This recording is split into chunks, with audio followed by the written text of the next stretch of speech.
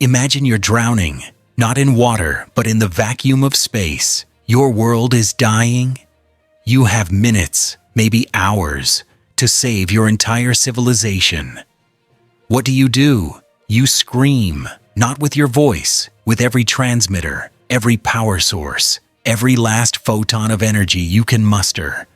You broadcast a signal so powerful, so desperate, that it might reach across the galaxy.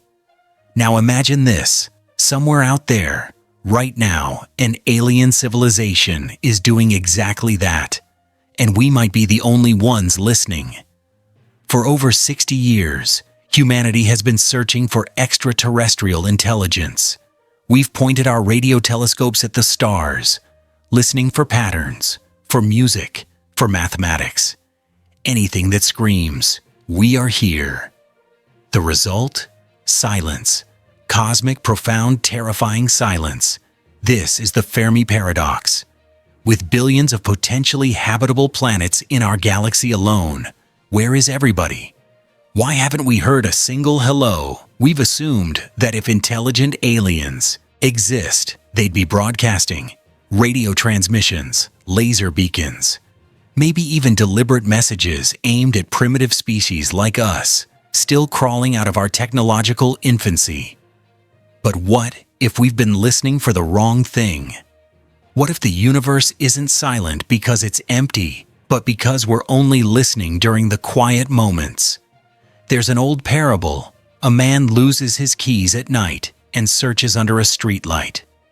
A passerby asks, "Is this where you dropped them?" The man replies, "No, but the light is better here." This is the streetlight effect, and it perfectly describes our search for alien life. We've been looking where it's easiest to look, not where we're most likely to find something. Continuous radio signals, stable, deliberate transmissions, the cosmic equivalent of a carefully written letter. But think about Earth's own broadcasts. Our radio and television signals, they've been leaking into space for barely a century. They're weak, scattered, unintentional. An alien civilization would need to be actively looking with incredible precision to even notice us. Now scale that up. Imagine a civilization 1,000 years more advanced than us. Would they still be broadcasting radio signals? Or would they have moved on to something we can't even detect yet? Dr. Michael Garrett, director of the Jodrell Bank Center for Astrophysics, puts it bluntly. We're searching for needles in a cosmic haystack, and we might be using the wrong kind of magnet. But there's another possibility, a darker one. The Eschaton Hypothesis proposes something radical. The best time to detect an alien civilization isn't during their golden age of peace and prosperity. It's during their apocalypse. Think about it. A civilization in crisis doesn't whisper, it screams. A planetary evacuation would require massive energy expenditures, launching billions of inhabitants into space, transmitting emergency broadcasts in every direction, activating every power source, every reactor, every last drop of available energy. For a brief window of time, maybe days, maybe years, they would be blindingly visible. Then silence. This isn't pessimism, it's mathematics. The Eschaton Hypothesis argues that catastrophic events create the strongest, most detectable signals. A supernova doesn't last long, but you can see it from across the universe. Astronomer Jill Tarter, former director of SETI research, considered a similar idea. We might be more likely to detect civilizations at their technological peak when they're consuming enormous amounts of energy or during moments of extreme necessity.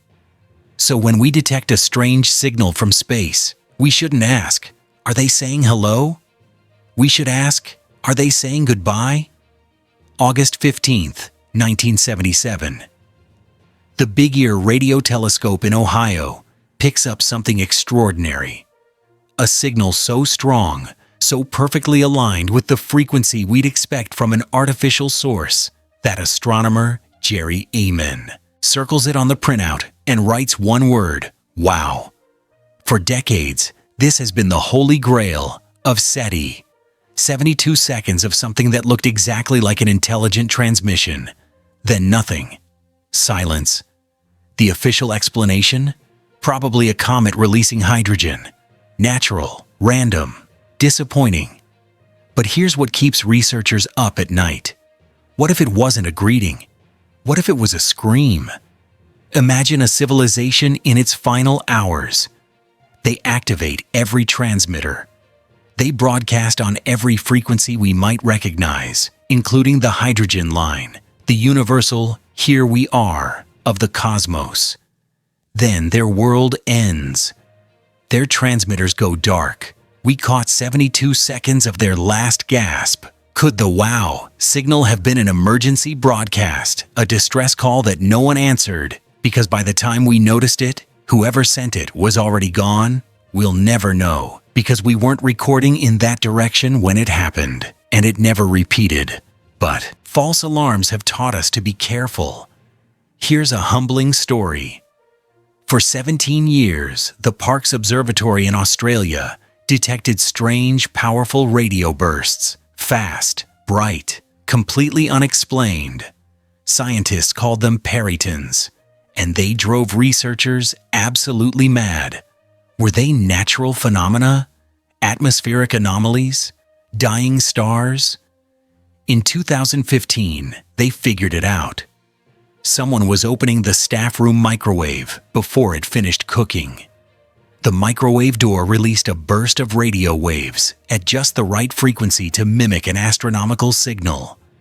For 17 years, humanity's cutting-edge alien hunting technology had been detecting someone's impatient lunch habits.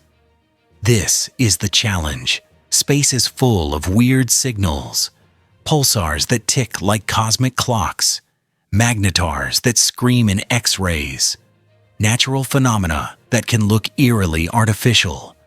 But that doesn't mean we should stop looking. It means we need to look smarter. Forget radio signals. The future of alien hunting is techno-signatures, the unintentional fingerprints of advanced technology. Dr. Adam Frank from the University of Rochester puts it this way: we don't look for aliens by searching for their intentions. We look for their consequences. Industrial pollution.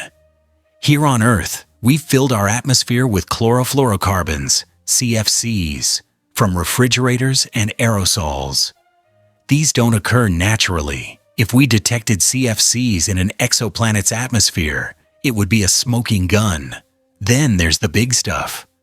Dyson swarms, megastructures built around stars to harvest their energy. In 2015, Tabby's star started dimming irregularly, not like a planet passing in front of it, but like something massive and asymmetrical. A Dyson swarm? Probably not. Current evidence points to dust clouds, but for a moment, the possibility was real. These techno-signatures don't require aliens to want to be found. They just require aliens to exist, to build, to pollute, to consume energy on scales that light up the cosmos. And here's the beautiful irony: our own pollution, our own industrial fingerprints, might be exactly what makes us visible to others. We spend billions searching for alien life, never realizing that our trash might be our calling card. The James Webb Space Telescope is now capable of analyzing the atmospheres of distant exoplanets. We can detect water vapor, methane, carbon dioxide, but we can also detect things that shouldn't be there: industrial byproducts, artificial compounds, the kind of atmospheric signatures that only come from technology. This changes everything. We're no longer just listening. We're looking at the air itself, searching for the chemical echoes of civilization. Some scientists have even proposed searching for city lights on the dark sides of distant planets. Imagine that, detecting an alien city, not by their messages, but by their streetlights bleeding into space. So are we alone? Maybe? The universe is vast and old, and perhaps intelligence is rarer than we ever imagined. Or maybe we're surrounded by civilizations, but we've only been listening during the quiet times, the peaceful eras, the ages when no one has a reason to scream. The Eschaton Hypothesis suggests something profound. If we ever detect alien life, it might not be a celebration. It might be a tragedy we're witnessing from thousands of light years away. A civilization's final broadcast, echoing through the void long after anyone is left to hear it. But here's the thing, if we can hear them, even in their darkest hour, then we're not alone. And if we're not alone, then maybe, just maybe, we can learn from their endings and avoid our own. Every night, radio telescopes around the world point at the stars, listening. Not for hellos anymore, not just for deliberate messages from peaceful neighbors. They're listening for screams, for the last desperate transmissions of worlds in crisis, for the techno-signatures of civilizations clinging to survival, for any sign, however tragic, that we're not the only ones who've looked up at the stars and wondered. Because the silence isn't empty. It's full of stories we haven't learned to hear yet. Keep watching the skies.